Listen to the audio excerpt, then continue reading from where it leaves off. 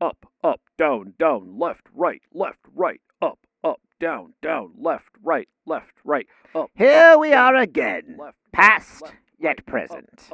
The modern crisis of our world that so many deplore as a wave of materialism is simply a crisis of authority. If those who hold dominion over us have lost faith, that is, if they no longer lead but only rule, possessing little more than sheer coercive power, this means the great masses of humanity have become detached from traditional ways of being. They no longer believe what they previously used to believe.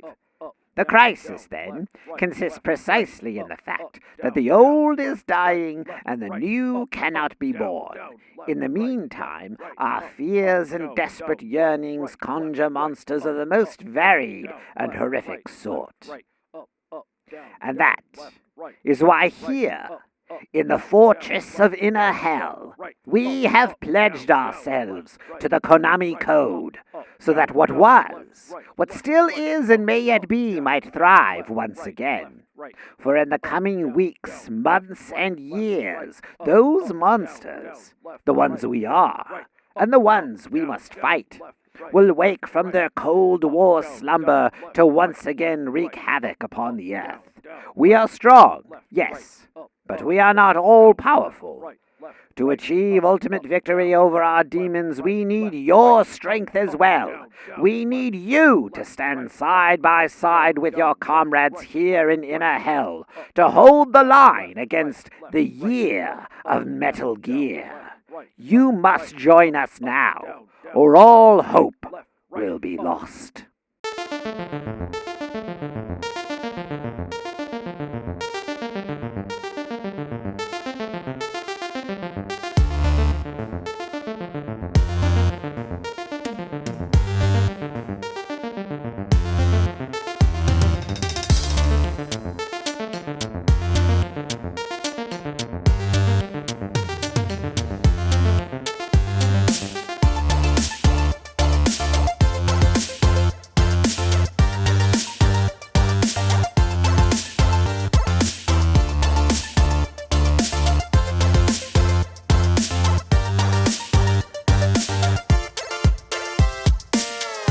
Hello, Spooktober friends in the Thanksgiving November times. Welcome back to the Furudashi podcast. I am your host, Lauryn Ash. Here I am not sick on today's streamed episode for you live, with an also incredibly sick, but not actually ill, Nicholas Tyson. Nicholas, say hello to the fantastic people.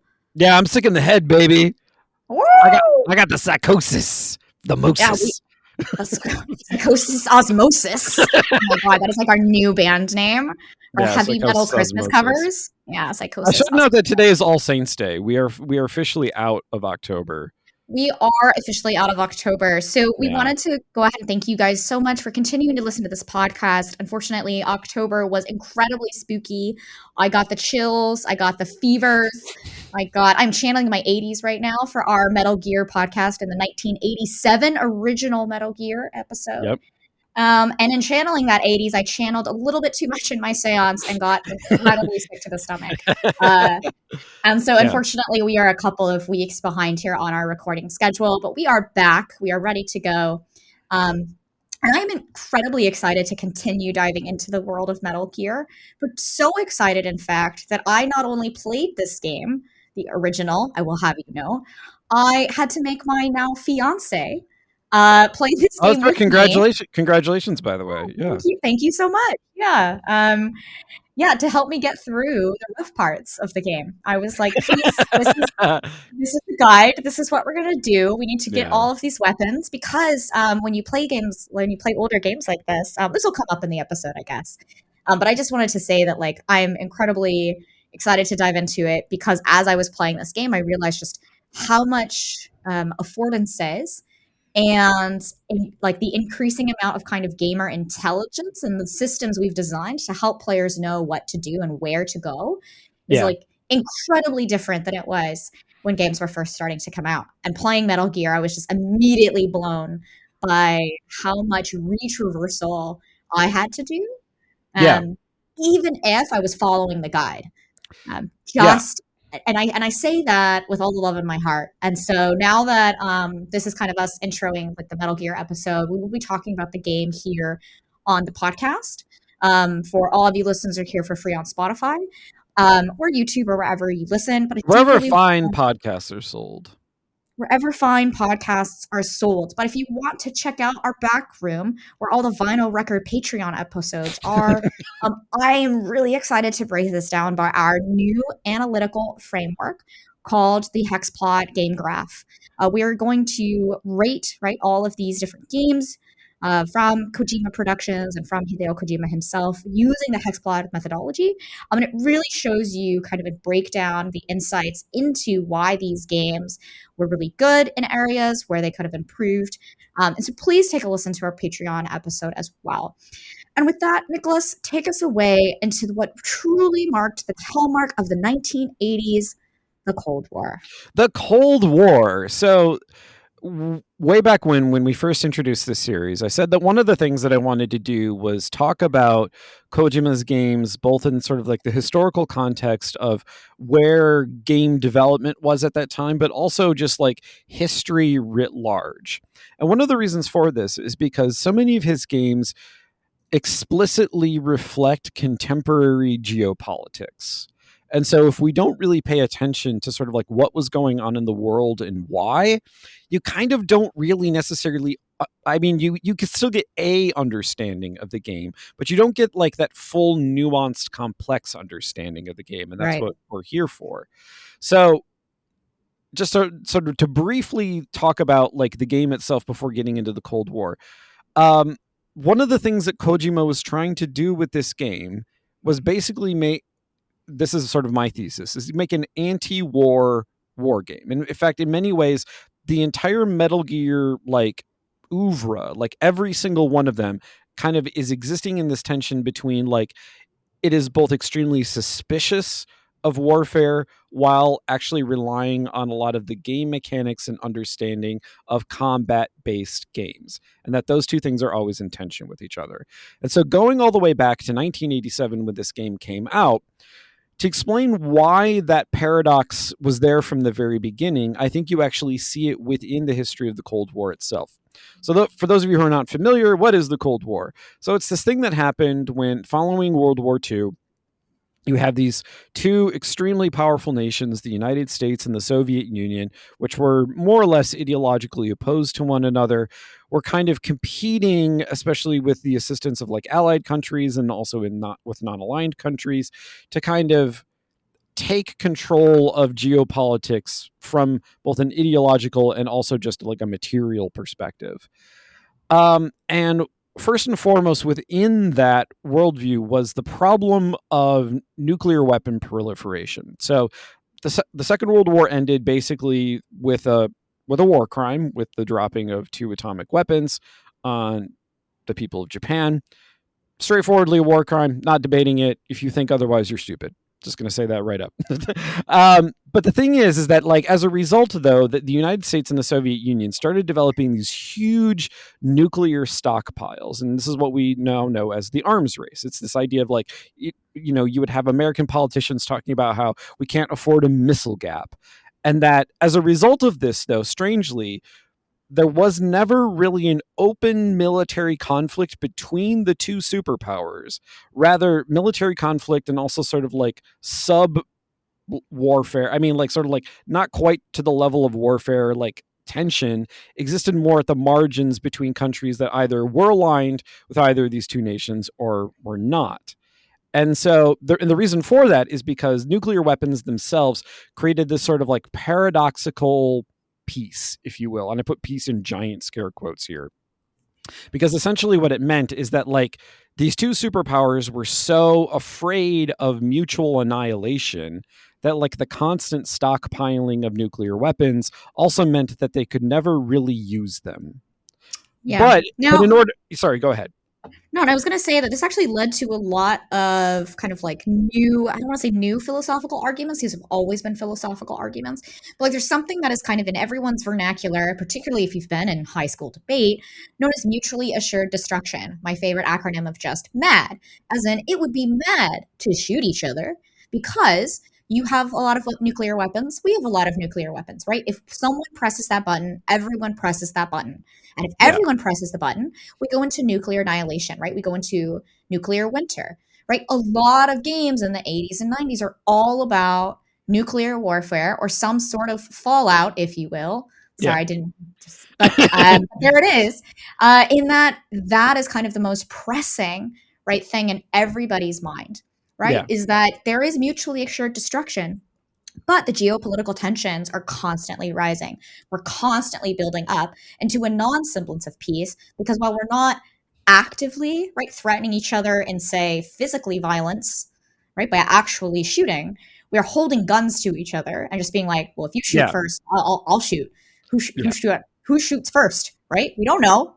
Doesn't matter. At the end of it, someone's going to die. So I think it's important to realize this kind of political impact was not only seen just in this game, it was seen in a lot of other games, but also has now kind of entered our own brain space, okay, of what is mutually assured destruction, what are those kind of principles in our kind of like debates today, and how those fan out. So continue with your argument. So the reason why this is important for Metal Gear 1987, the game, is because it takes place in basically entirely within the confines of a compound called Outer Heaven.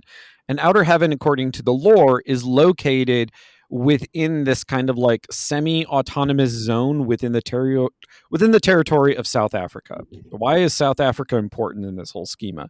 Well, because South Africa at the time was actually trying to develop its own nuclear weapons program that was a sort of weird perversion of that sort of like mutual, like two giant states pointing guns at each other, because what it meant was that nuclear weapons were then going to be developed for essentially like proliferation amongst all countries so that everyone could have a gun pointed at everybody else.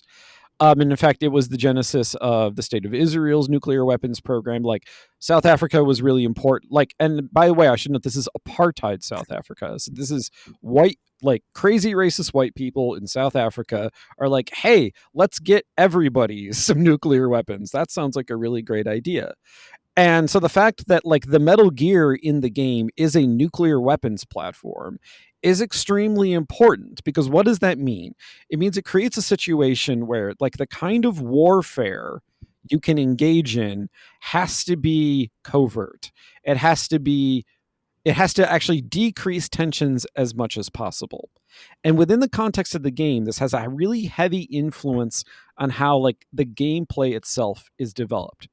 Because what Konami wanted from Kojima was like a straightforward war game, a game like another very famous Konami game, Contra. Like you are a jungle fighter, you are a shirtless jungle fighter, you're carrying a machine gun, you're running, you're gunning, you're running and gunning. Yeah, and that's actually exactly what I wanted to kind of posit as kind of my kind of genesis for my argument here. Is it's not a thesis that contradicts Nicholas's statement that Kojima wanted to make an anti-war game, right? I'm not saying that's untrue, right? What I'm saying is that I think that trying to make a game like Contra, like getting that mandate from on high, is actually what enabled us to have such a political game. I think the genesis of needing to make no, this is a war game. It's straightforward. Everybody loves war. Let's just shoot some people. It's going to be fine.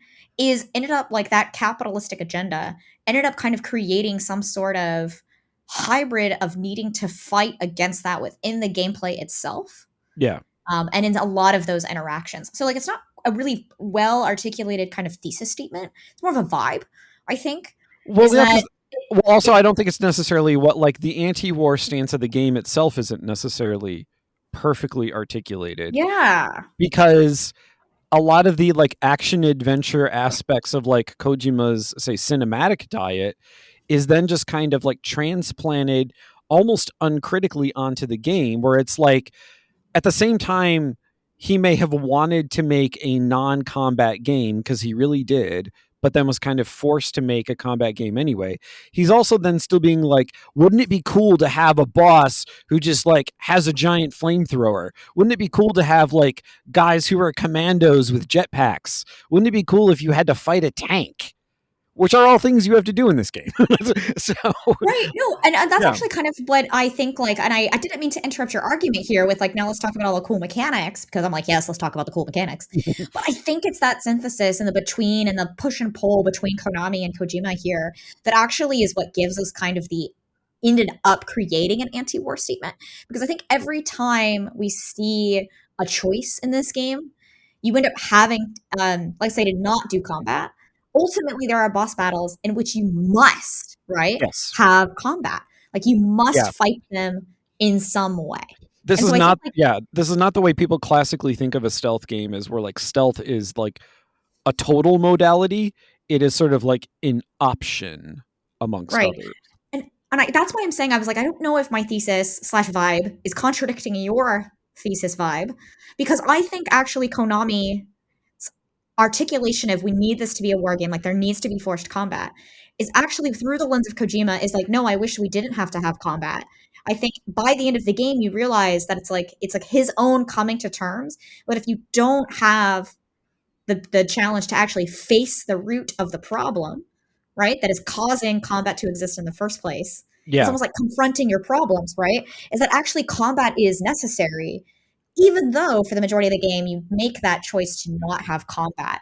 And I think when we were talking about this earlier, like you used a really great phrase about like the word like of restraint, because you can just punch your way through this. You can just like sneak up, Oh punch, yeah. punch, punch, Yeah. right? Yeah. Sneak up, punch, punch, punch. And is punching someone better than shooting them? Like, yes, in the game, it is if you don't have the silencer, right? Like, there are actually very specific mechanical choices. So as we move into this next, I guess, part of the, I guess we unintentionally, I am like talking already about the mechanics of this game.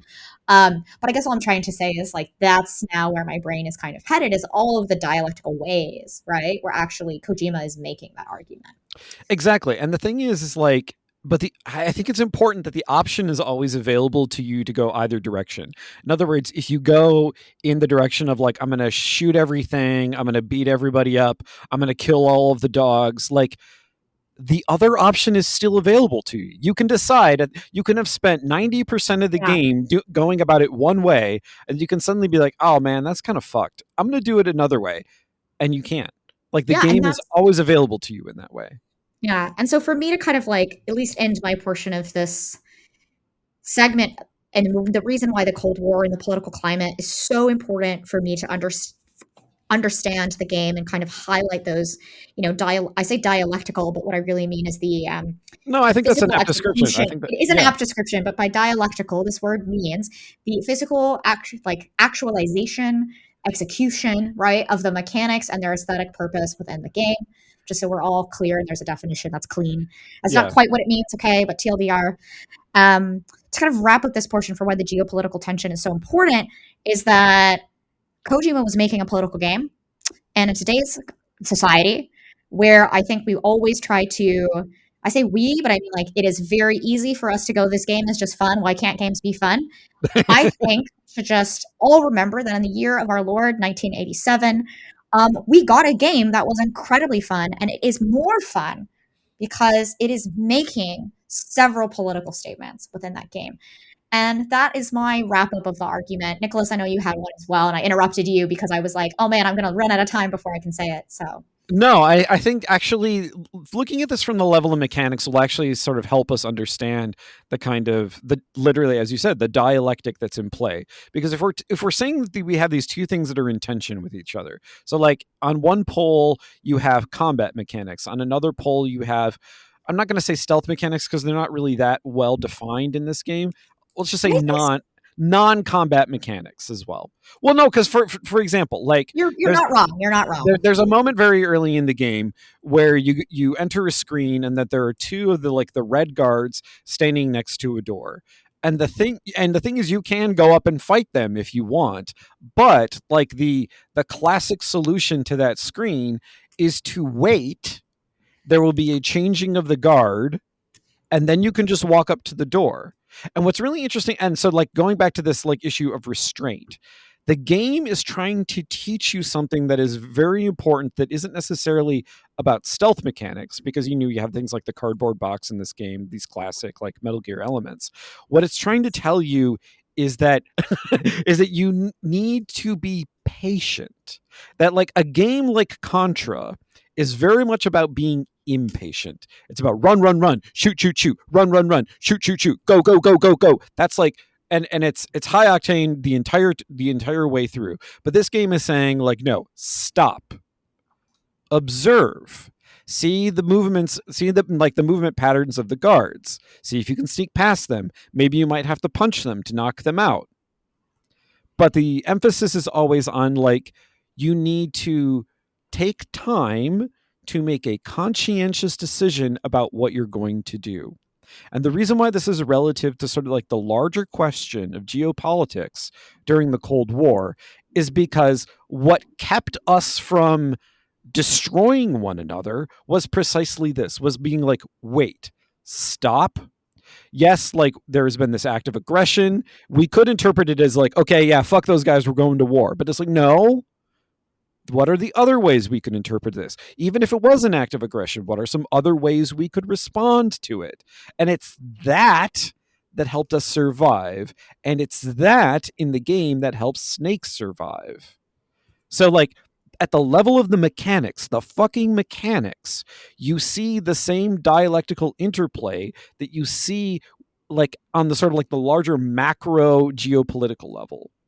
And the fact that the game does that, and that we can all these years later observe that and see that, like that, I don't want, God, I really don't want to suck Kojima off too much in that series, but like No, that exactly. is really the genius of the game. That the game at a time when, frankly, aside from like certain really kind of like not terribly well played like text-based adventures, like this was a mass market game that was doing this in a realm where like the expectation was for something like Contra or Ikari Warriors, where like you're a jungle fighter, you got big strong muscles, you kill everyone, that's great, epic win. Yeah, and I think so. Like looking at the notion of guard shifts, I just want to like talk about that really briefly as well, right? Yeah. Is that it all really comes down to whether or not the user, it's not that the user exhibits restraint. This is not a player behavior, right? All games are simulations. All games are, have like a say wind scenario, right? And so when we talk about how this game is like you can do combat or you can choose restraint, right? What I really want us to understand is that this isn't like the Dishonored, you can choose the stealth route, right? Or you can choose to like murder the guy, or you can choose to save the guy, right? This isn't like the little sister. This isn't a binary choice. It quite frankly is that the systems like don't judge you for it. The consequence of punching the guys, right? Or, right, waiting for them, really all boils down to how many times have you really retraversed the space. And so when I talk about player behavior, right, the first time you're probably like, shit, what do I do with the guards? Now say you're like standing there, you're thinking about it, you're not realizing that you're exercising restraint. You're really not. You're just like, what the fuck do I do? And then suddenly the guards move. Now you go, oh, I've learned. There's a guard shift.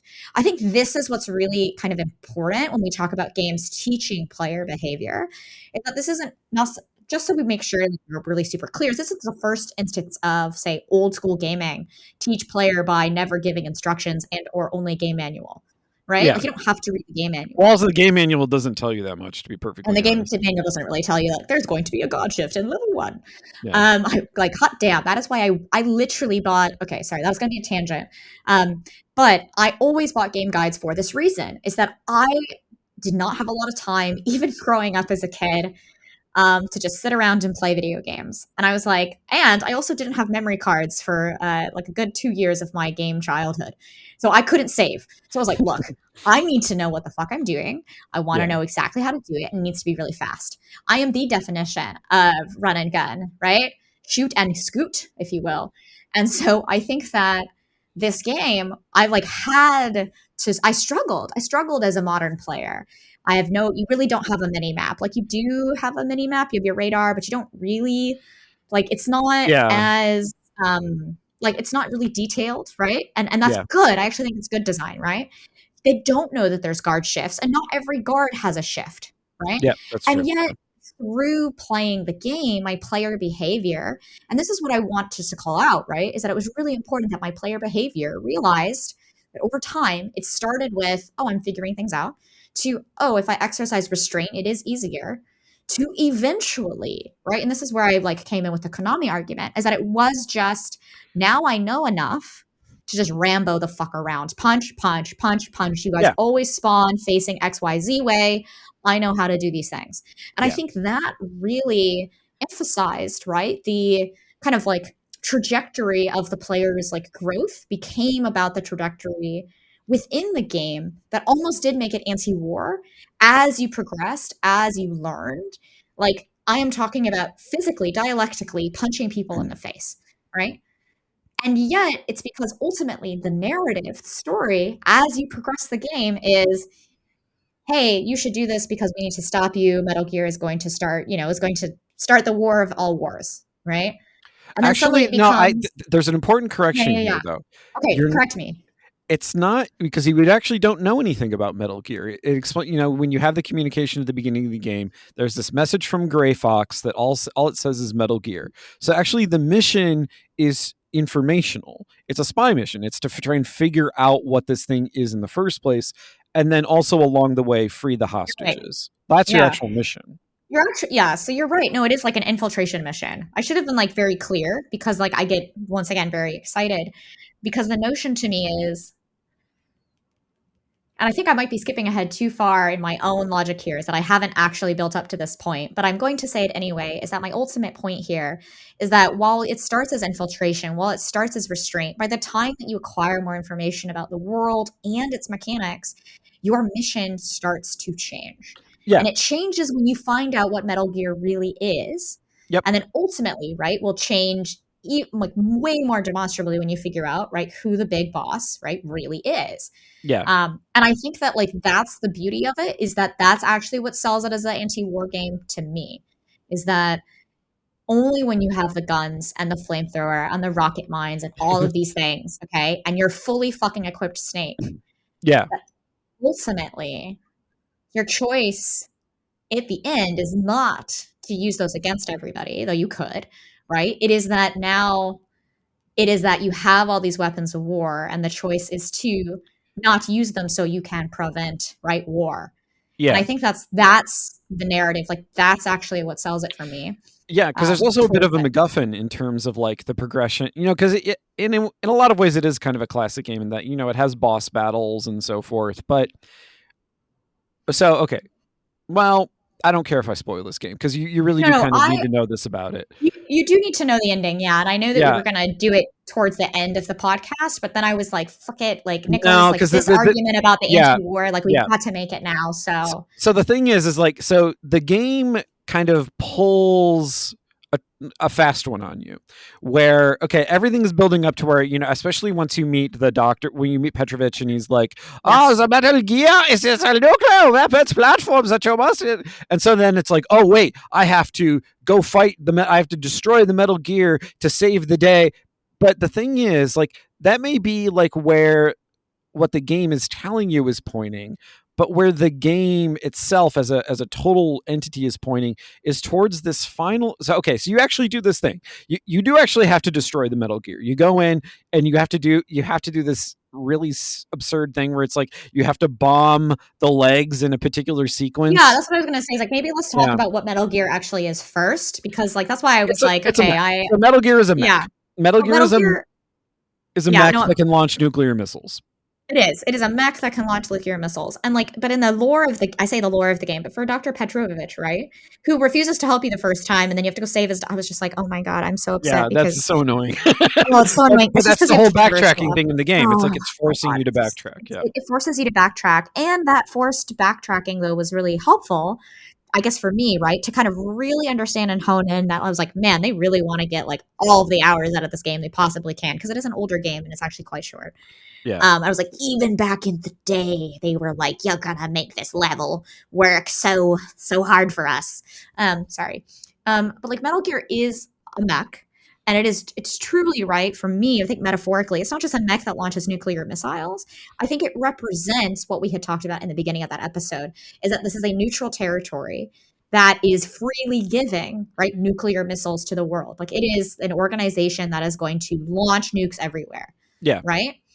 And I think that then we can definitely talk about, now we can go into the boss battle, is I guess what I was going to say, is that like for this mech, you do need to destroy it, but you're not just destroying, like in the dialogue they say, like, yes, destroy the mech, it's bad. But it's that, like, no, you're actually destroying the ability of this single kind of neutral, right, organization that we all know isn't actually neutral. No. In that, this neutral, right, organization is actually going to be It's able non-aligned. to. It's non-aligned. It's not aligned. Yeah. Yeah. It is not aligned with any of the powers, and it is a rogue element, right? You need to destroy it. So it kind of builds you up into, even though there's this shift of, hey, Metal Gear is the thing, it's bad, we need to destroy it. Everyone universally acknowledges that this is bad. It ends up shifting the tone of the game in a way that comes less about infiltration and hostages and more of that classic, I would say, war mission, right? Yeah. Get in, save the princess, destroy destroy their weapons, destroy every hope of success for them. Like it's that mentality. Yeah, and also if you read it as sort of a literary device, because in many ways that's what it is also a symbolic device as well in the game. It presents the sort of like standard notion that the war machine is itself a machine, that is like a thing to think of purely in mechanistic terms. It's like the war machine is a thing, you can destroy the thing, and if you destroy the thing, you destroy war, right? No, because that's not because there's sequels. Well, not just because there's sequels, because that's actually also not where the game ends. It isn't where the game ends. So talk about that boss sequence that ends up what happening after that. That's why I was like, let's talk about what Metal Gear is and represents. Okay, now the boss sequence is, when I finally got that mission, I was like, great, I'm going to destroy Metal Gear, game is over. Yeah. So the actual final boss fight is with a character who is like seminal for the Metal Gear series. This is your first introduction to the character of Big Boss.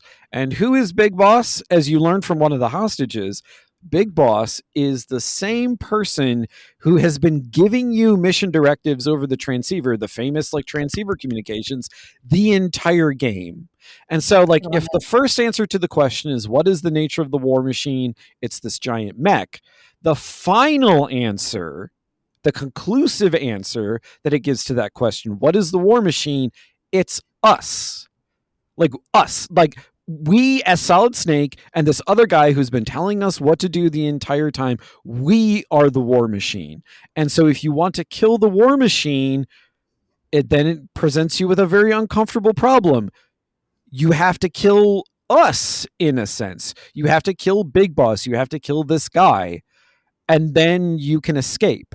And if you escape, what happens? Everything kind of blows up. And it's like, oh, wait.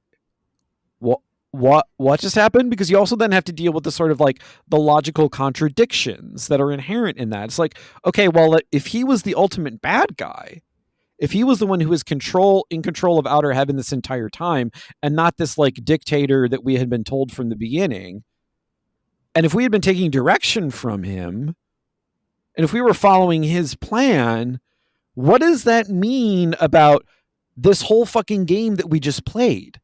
All of those things that we did, like they were within the purview of, and this is why I go back to saying like the final answer that the game gives to the question of what is the war machine? It's us. And not only us in the sense of like the Solid Snake character and the Big Boss character, but us as the players of the game. We, the ones who participated in its own paradoxical, like perverted sense of what combat mechanics are, what they mean, why you have to participate in them. The game is actually saying at the very end, it's like, you have to confront at least that thing. And you actually have to think about it. And it's presented to you as kind of a paradox. Like, logically, it doesn't make any sense. Why would this guy actually like direct you how to get through this compound if at the end... I was going to say it makes perfect logical sense. I mean, like, especially in today's climate. Do you know what I mean? Yeah, but I think it's left as a paradox precisely because it wants you to sort of like disrupt your ordinary thinking about the very things that you did throughout the game. It doesn't let you just be like, it just was what it was. So let's think about this like in two different ways. The first is like, let's say you didn't have this like existential crisis after finishing the game, right? You didn't read it metaphorically. You didn't go to Reddit. You weren't like, what was the meaning of ... right? Yeah. You were just like, that's cool. It blew up the game. and by the game, I mean, you did. You blew up the game, you blew up the level. You really did. You literally blew up the game. I think what's really interesting here is that at the end of it, right, it bookends really, really nicely, where Solid Snake comes in and he goes, like, he's out of retirement. Like, it always kind of starts with, you are a soldier, you've been brought into this world, sorry we had to call you, kind of like mentality. And whether he was actually out of retirement or not, I just really remember the intro being like super, super simple. And also that, like, for some reason, I was the guy they called, right? I'm the specialist. And regardless, when I'm so special, right, that everything is a pickup weapon, right, on equip, like, you just got to do what you have to find, right? So I'm scrappy, I'm resourceful. Like, these are the types of character traits that we are presented with towards Snake, and or we're projecting, right? Because anytime you drop somebody into a field of like battle, right? In the United States, we have the Marine Corps, we have the Marines, right? Those are the ones that actually do recon.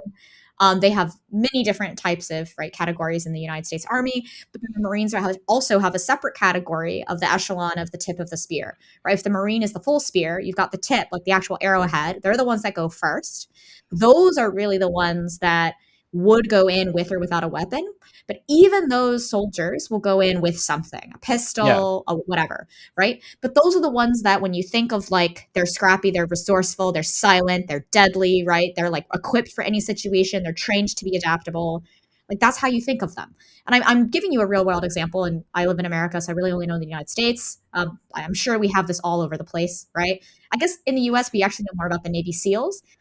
For all I know, they're going to listen to our podcast. Anyway, it doesn't matter. Let's move on. Regardless, right, we have these people that are like the highest combat warriors. And I'm giving you the character traits, right? I'm giving you like personality traits of Solid Snake. Because as a player, you are Solid Snake. Like when Nicholas says you are the ones, right, that are responsible and you are the war machine, we are the war machine. Like it's very clear, right? In the game, this is who you are. Yeah. At the end of it, right, you still want to keep playing the game. So when the game keeps telling you, right, destroy Big Boss, destroy Metal Gear, save everybody, escape, right, survive, and it leaves you hanging with that image of you running away from the explosion. You're like, yeah, cool guys don't run, like, don't look back at explosions.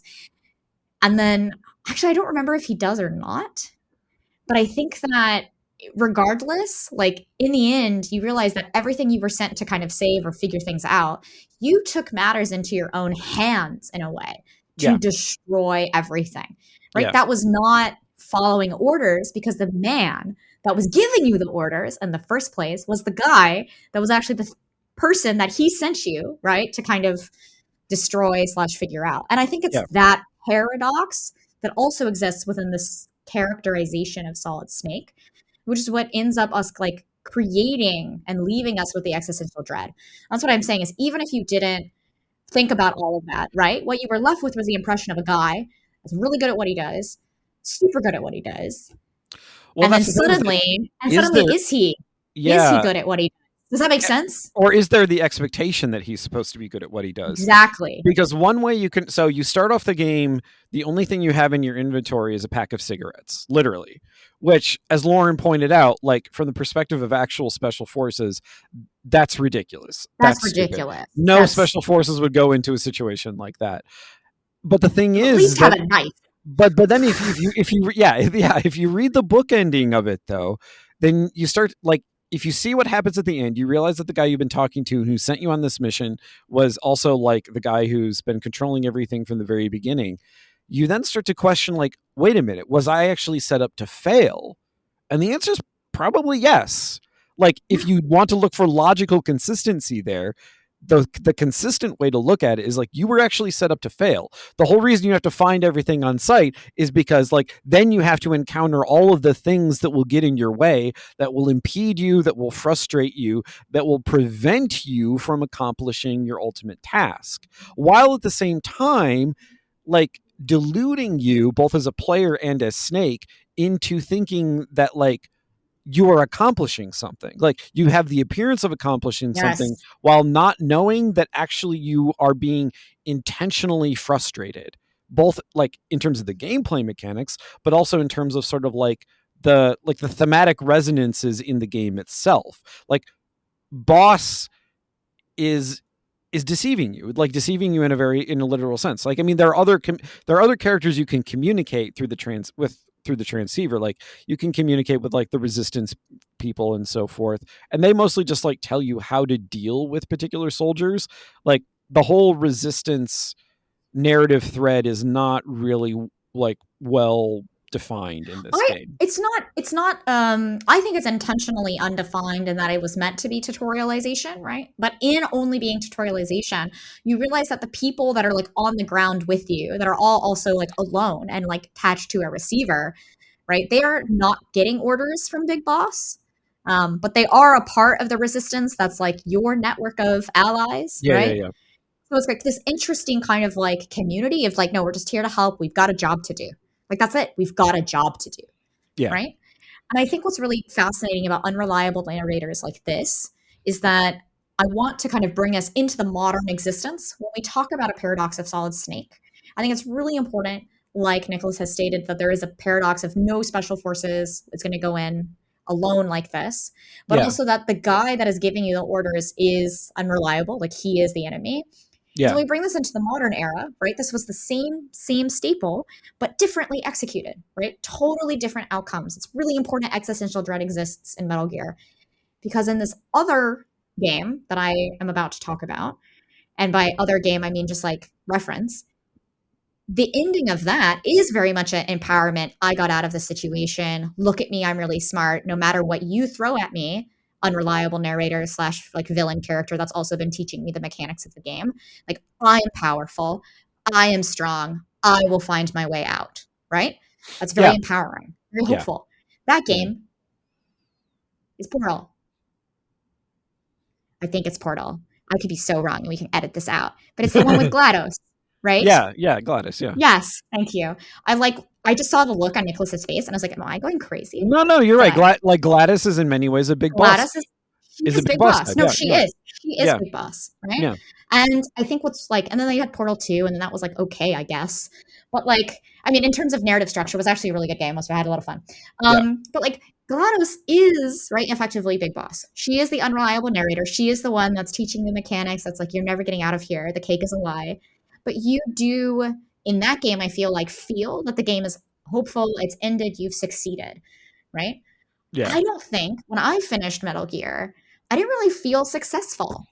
No, I don't think you're supposed to feel successful. I don't think you're supposed to feel successful. And this is that is my point, right? Is that you got so far, you're like, I finished this game, but really it was I finished this game. Now what? Like, yeah, like what exactly did I do? I did a thing. Yeah. I clearly did something. I clearly did something. Exactly. Versus, right, in other narration styles of this game. And I think that's why I was like, look, we've seen this in modern gaming. We've seen the, person on the mentor, right, is actually a villain. Yeah, we've seen this in games that are like 20 years like newer than it. Yes. And I think that's really what's important here is that like I don't want to harp on this too much, but this game came out in 1987. And so like the thing is, it's not just that like we're talking about all of the staples of like the Metal Gear series. And I think if one thing is going to run through all of our discussions of every Kojima game we talk about is a fundamental ambivalence. Like the game itself presents an ambivalent perspective. And the thing is like that then became like the way to do video games in a sort of like gritty or like realistic or like more nuanced way. But at the time, that's in general just not what games were doing. And so like that is if there is a meme that, to go back to the whole issue of memes, yes. If there's a meme that Kojima is like transmitting and being taken up by the rest of the video games industry, it is that. It is this idea that like you can be ambivalent in terms of gameplay, in terms of story, in terms of all sorts of things about what's going on.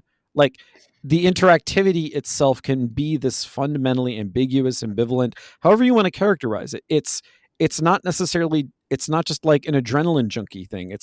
It can make you feel things besides, oh yeah, this is so fucking cool.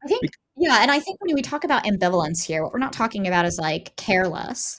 What we're talking about is an ability to kind of look at the world in a way that is like the outcome may not change, right? It's ambivalent. Is that kind of like accurate? Or in the etymological sense of the word, in ambivalence, like it has multiple valences. Like it has many trajectories that are all sort of like moving in a forward direction simultaneously, and those trajectories can actually explicitly contradict one another. Yes, Because, I was. okay, yeah, to go back to the image of the Metal Gear itself, like, so I talked about one aspect of what the Metal Gear is figuratively. It is the war machine.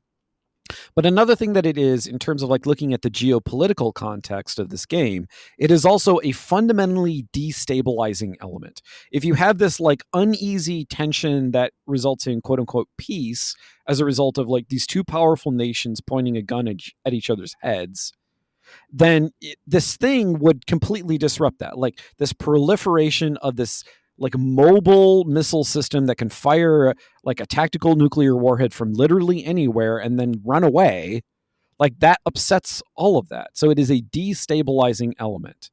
And so if you read that figuratively back onto like the design principles of the game itself and how it executes on its various mechanics, lore, narrative systems, whatever, like that destabilization is supposed to be like the UX experience, it's like the user experience of the game. It destabilizes notions of like how you're supposed to approach combat games, like what we were saying about sort of like the way games like Contra were typically played, but also like destabilizes your notion of like where a game sits culturally within all like the sort of the broader media mix, this milieu where like films are taken seriously, music is taken seriously, literature is taken seriously. Games at this time were really still very much thought of as just diversions. And I'm not saying that Metal Gear isn't a diversion, because it is. And a lot of the goofiness comes from that fact. But it is also this thing that is trying to, like, even if it's in a tiny little way, Yeah. upset that assumption. Yes. And so, like, I think when we talk about ambivalence or we talk about destabilizing, right, what we really are looking at here is that it is upsetting the natural order of combat, of being hopeful at the end of a game. Yeah. During this period in which a lot of games were, even games that had two multiple endings, right? Like, oh, do you take the orb of power and become the demon lord yourself, thus, right, resetting the loop, so now some hero has to come and defeat you? Or do you smash the demon orb, right, and then no hero comes? And then what I really find when you see these binary choices like this, right, it's, well, if you do take it, you realize that someone probably did get to this end and then took it before you, and now you have to, right, break the cycle by actually breaking and smashing the orb, right? A lot of games, I think, have a break the cycle mentality. I Yeah. think what's fascinating about Metal Gear is that it is a recursive cycle, and that you were Yeah. sent there, but the guy that sent you set you up to fail, right? Because he's like, oh, I know that once you get here, you're probably going to die, and it doesn't matter. And we'll say, oh, we tried, but we failed. Oh, shit, you, Solid Snakes, upset my plans. You didn't fail. But then, in not failing, he now has to go back to his superiors, right? And be like, well, we, as an organization, have failed? Like, question mark, right? That's the upsettingness, right? That's the recursive loop. That's the we're the war machine kind of like aspect to this. And if we look at, I think, the goofy mechanics, because you actually mentioned that you're like, okay, there's some goofy mechanics. I think if you didn't have the goofy mechanics, that it wouldn't actually have come across as a game making fun of war. Like, the cardboard box is my favorite. Yeah. That's what yeah, because if you didn't have the cardboard box, right? If he didn't just show up as a loner, right, with a pack of cigs, I think we've idolized it in a way that I don't think Kojima really, he both idolized it himself and yet also found it, he was ambivalent. He was like, look, this is really American ideal is, you know, we've got the John Carpenter movie where Snake comes in with a pack of cigs and is dropped into the middle of New York. Like, that's ridiculous. And he's got a bomb in his head, so he's going to magically do all of this in like 20 hours, right? Yeah. Like, it's absurd. It's almost obscene how absurd it is, right? Yeah. But unlike in the movie where in America we're like, no, we like, we'll never have you fail. There is no failure here, right? Like, if he just, because if he blew up in front of the president, like he would have, I mean, that's dumb. Like, that was a whole dumb premise, right? Kojima's making fun of that by being like, okay, well, my character, right, is going to go into this, or if I'm going to do a war game is what I should say, because as Nicholas pointed out, Kojima did not want to have any combat in the game, right? He was like, no combat, just a pack of cigs. right? He's like, if I'm going to make a war game, it's going to be no combat and a pack of SIGs. Like, done. It's going to just be like that American Rambo guy, punch, punch. Okay. Yeah. But then ultimately, at the end of it all, I almost lost my train of thought because I got very excited by metaphor. But ultimately, it's all the goofiness, right? Makes fun of the fact of war in of itself. Oh, I'm infiltrating? Well, I'm a cardboard box. Now, if you move, they do still spot you because of moving cardboard boxes. Yeah. In fact, obviously that's not. A bit suspicious. Yeah. That's and a bit suspicious. Even this old ass game knows that that's suspicious. And even this, yeah, exactly, right? Even this old ass game knows it's suspicious. But it's funny. The fact that like SIGs, what do? They like sorry, I'm just so used to the gas mask. SIGs like protect you from the lasers. Oh, they make you see the lasers. They make you see the lasers, yeah. Yeah, the fact that like they give you like basically what is in these SIGs. That's what there's also the infrared goggles help you see the lasers. No, only the SIGs. Only the SIGs. No, but that's my point, right? Is you've got cigarettes like that see lasers. You can pick up shit that like helps you. The fact that enemies just respawn constantly, right? Like that's a war machine. Like that is the respawning. Like it takes things that happen in games that we're so used to seeing just in just games in general and in older games in general specifically, right? Yeah. And then it reframes them because the mechanics and the systems around them are absurd. It gives you a cardboard box because it knows you can hide, right? It gives you a gas mask. It makes you unequip the gas mask to equip the card just so you can open a door. Like you very easily could have, I mean, in modern iterations of this game, like you do have like the quick wheels and stuff. And when I say modern, I mean like contemporary 2025, not modern 1990s, like not the older title or the older, newer, whatever sequels, Lauren. The older, newer. The older, newer ones. And I think it's that absurdity that makes it anti-war, right? It's the goofiness. It's the goofiness that actually, and the lightness, right? The levity of it that makes the actions like seem both simultaneously more intense and also pointless. Yeah, the pointlessness.